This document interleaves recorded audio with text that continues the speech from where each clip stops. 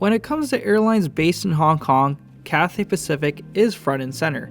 But what about the lesser known Hong Kong Airlines? In 2025, I'm surprised that Hong Kong Airlines is still around. During the pandemic, Hong Kong was heavily impacted and the airline took a few years to recover. Since then, the airline has significantly downsized and changed since their expansion in the late 2010s. With that, I'm going to show you what Hong Kong Airlines business class is like in 2025 and see if it's still a viable option. Enjoy. Good morning from Hong Kong. Today is the last 2 legs for me to get back home to Vancouver from Thailand. I'm flying to Tokyo Narita, followed by a flight home to Vancouver on Air Canada. Besides that, I've been in Hong Kong for the last 14 hours. Despite the short stay, I absolutely love it here. Normally I opt to take the train to the airport, but due to the luggage we had, it was just best to get a cab and enjoy the beautiful views this morning.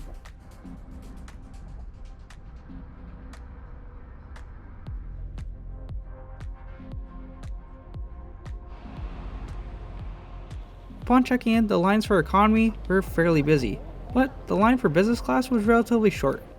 No fuss here, nice, simple, and friendly service for business class. I'm never really flying out of here this early in the morning out of Hong Kong, but security was fairly busy this morning, although it was moving at a decent pace, so no rush. Hong Kong Airlines flies out of the satellite concourse here, so you have to take the train, although it runs fairly often and you can even see the next departure on Google Maps. Despite all the times that I've flown out of here, I've actually never been to the satellite concourse before. It's super stylish and looks fantastic. Due to us arriving at the airport a little bit later than we'd like to, we passed up visiting the Hong Kong Airlines lounge, but insisted taking a look at the outdoor observation deck. Just keep in mind if you visit here, it's also a smoker's pit as well.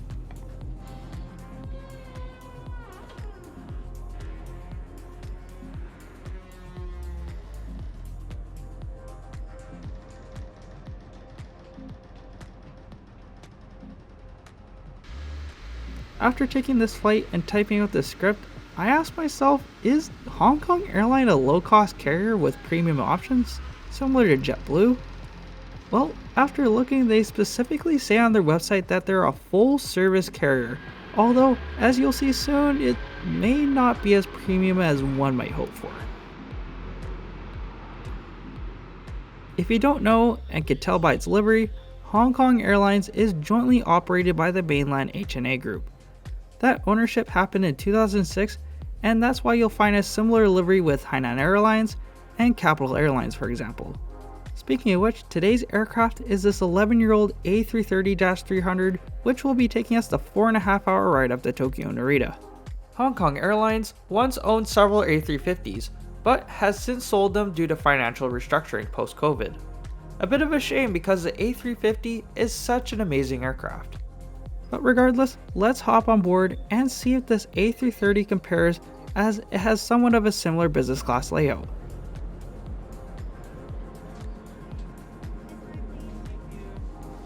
This A330 layout is just with 32 seats in business class and 260 seats in economy, with no premium economy.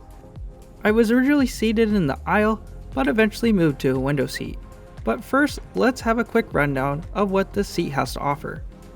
This business class seat is similar to what you find on Azul's A330s, or even in the same family as Aer Lingus' A330s, where the seating is staggered, one closer to the aisle and one closer to the window.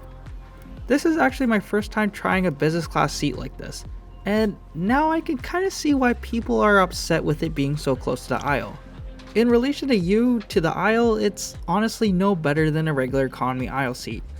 One thing that the seat really lacks is basic storage. Besides under the footrest, there's one small open bin next to the seat, which gets filled up very quickly. Although, on a more positive note, the tray table can be swiveled out to let you out of the seat come mealtime, not to mention the amenities of a nice pillow and a duvet along with some slippers.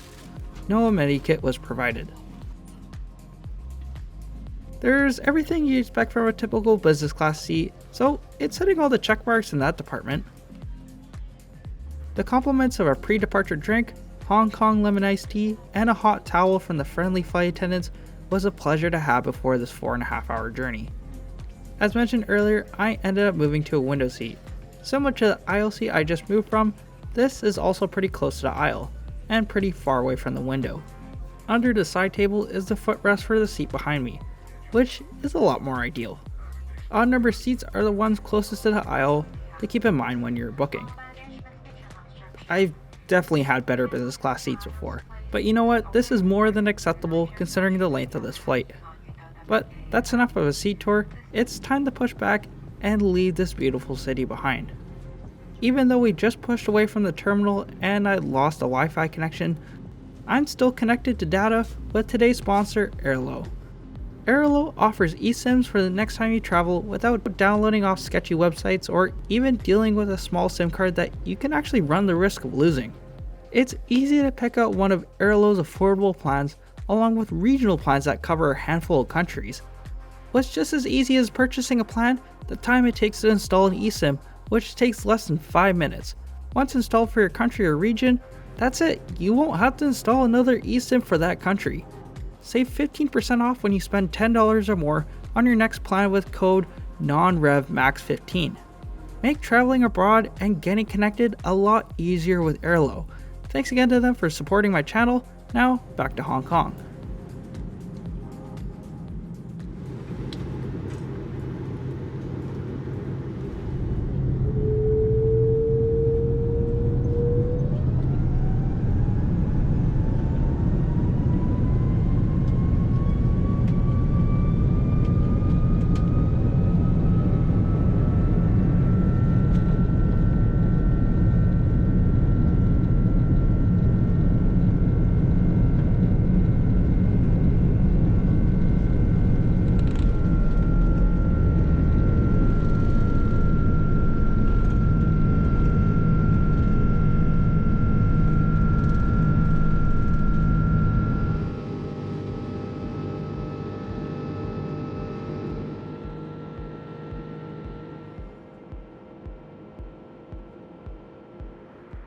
After desperately needing to use the washroom after takeoff, a lab visit was in order, which this is as basic as you can get for an A330 lavatory. No extra amenities at all, but at least the wallpaper was nice and it was kept clean the entire flight. The forward lavatory was in the exact same condition as this one. Now here's an interesting part which I wasn't expecting, the IFE.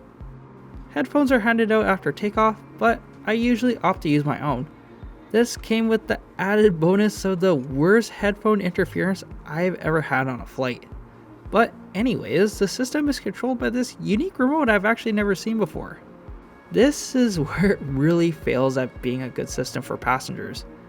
There are very few Western options, but enough to get you by if you're desperate to keep entertained for the long haul flight. There's a decent amount of movies from Hong Kong, which is what the airline mostly caters to, but I just ended up watching The White Lotus on my tablet anyways. The funniest part was opening the map and it bricked the whole system, and the flight attendant had to reset my screen not once but 3 times. This was also the case on my old vacant seat in the aisle, so clearly it's an issue with the system itself. But onto a better highlight, the breakfast. There was the option of dim sum or a Western option, but you know I had to go for the dim sum. Things started off with a coffee and an orange juice, followed by the main course of a traditional Cantonese dim sum meal, all served on one tray. This was served with fresh fruit and a croissant, along with some yogurt. My mom wasn't a fan of the dim sum, but I liked it.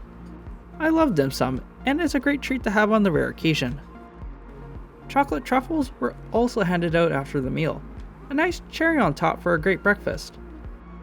After an early wake-up call, a nap was needed. No mattress topper was provided, but a flat bed alone is generous. Hong Kong Airlines also operates A320s on this route and many other destinations in Japan. So flying an A330 with flat beds is something that shouldn't be taken for granted.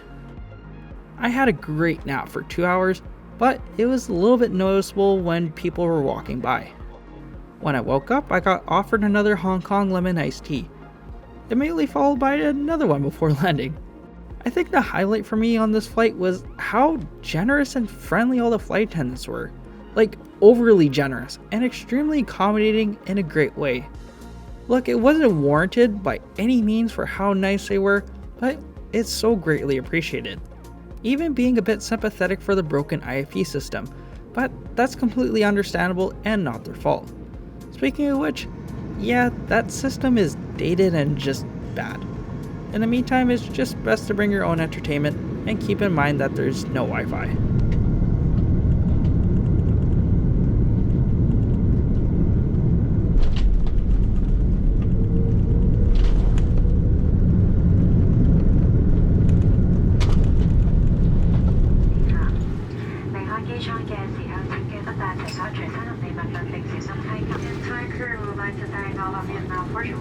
Members for today Hong Kong Airlines and now join service with Turkish Airlines. We hope to see you again soon. Thank you and have a pleasant day.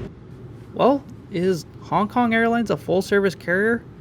On the surface, yes, but actually getting into the nitty gritty of it, it just feels like a low cost carrier. But the real question is, would I fly with them again and recommend that you should too? Well, first, yes, I found them acceptable despite the obvious flaws. Secondly, if the business class fare is cheap in comparison to maybe say Cathay Pacific or even Air Canada, yeah, I'd recommend it. Just keep in mind that during the filming of this, their only long haul routes are from Hong Kong to Vancouver and Sydney. But I won't pass up on a good deal. Unfortunately, due to privacy concerns, I cannot disclose how much I paid for this flight. But in the end, I had an enjoyable experience and I'll gladly fly on Hong Kong Airlines again. Well, if you made it to the end of this video, thank you so much for watching. And if you'd like to support my channel and future videos, considering leaving a like and subscribing. It really helps the channel. It's bye for now, and I'll see you in the next one. Cheers.